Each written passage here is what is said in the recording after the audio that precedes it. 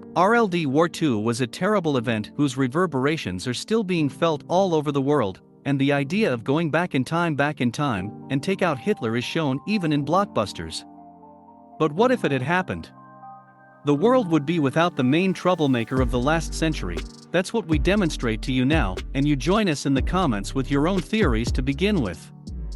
Hitler's entry into politics is pure, and it's not even about the fact that in elementary school he was a diligent student who sang in choir and was an assistant priest, and it's not about that he wrote poetry, composed librettos for a Wagner opera and survived a severe lung disease in his youth. Although any one of these factors was enough to make the life of the tyrant to take a different direction, or to be completely it wasn't about them in the first place. The talk of the Inner River, on which in 1884 5-year-old Adolf fell into icy water, and was miraculously rescued by a passing boy who had no idea why everything led to, and then there was the First World War I. Hitler went through it all in 1915. In 1915, he was wounded by a grenade. And in 1918, he lost his vision after being poisoned. And that's not all. Henry Tandy, a British soldier, was going to kill Hitler on the battlefield, but at the last he changed his mind at the last moment when he saw that he was wounded. Then there was a suicide attempt, an accident, an assassination attempt, and even a trial which resulted. Hitler was miraculously not sentenced to death, and the tyrant's rise to power was accompanied by a million accidents. Even Stalin is blamed for it, who allegedly prevented the communists from supporting Hitler's rivals to win. Scholars compare the likelihood of Adolf coming to power with the emergence of life on Earth. There are too many accidents that led to it, but let's say at one stage Hitler disappeared. For example, he was the crowd after his speech in Munich. To understand what would have happened to the world, first of all you have to look at Germany in the late 20s and early 30s of the last century, and we see a country humiliated by defeat in the First World War. A power with enormous ambitions. The most offensive detail is the transfer of land of the native Germans to Czechoslovakia.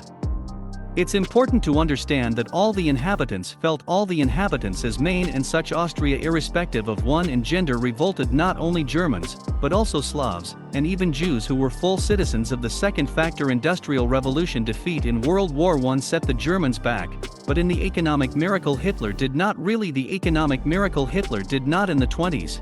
Already in 1927 Germany was producing 22% more production than in 1913. All the Americans helped equally.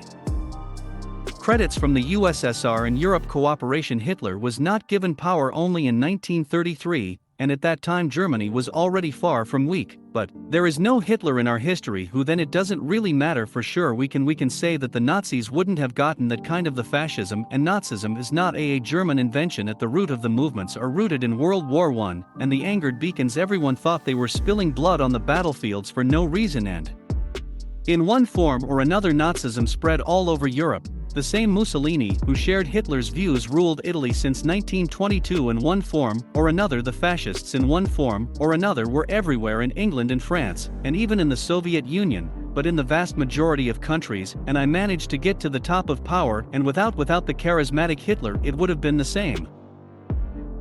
And in Germany Adolf's personality is controversial, but one thing no one can argue with is that he was a great orator. So the Nazis wouldn't have been in power in the 1930s.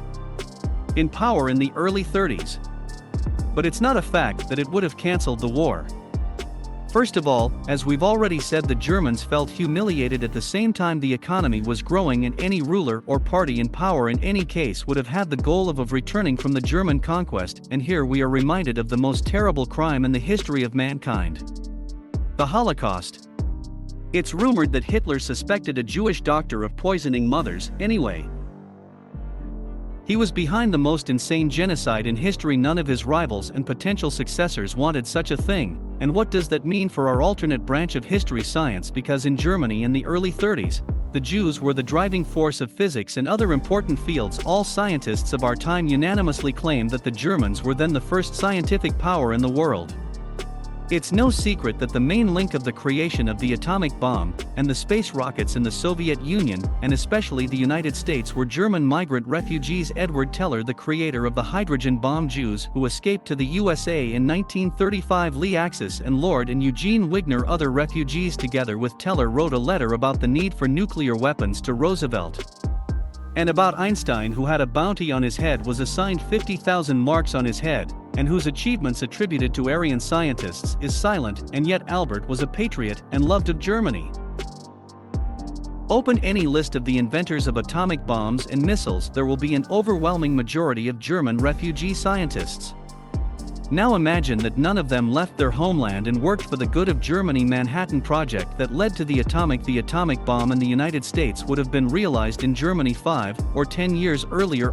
The progress of industry continued even in spite of Hitler's racial cleansing, and without it the results would have been many times greater. Even taking into account the escaped minds, there were still fears that the Nazis would have the atomic bomb by the end of war. Without Hitler, it would have appeared in the 30s, and would anyone have had to say anything against the Germans, who would have politely asked to reconsider the results of World War I and to return their land for the 1000th time? Let's repeat that it was the wish of all those who were offended by the fate, the Germans, not just Hitler. He did it in 1938, and it is doubtful that one of his successors didn't try to achieve the same thing peacefully. At this point, it is also important to assess the geopolitical situation in the world for the same British and Americans that Stalin was not better than Hitler and crossed the ladder out.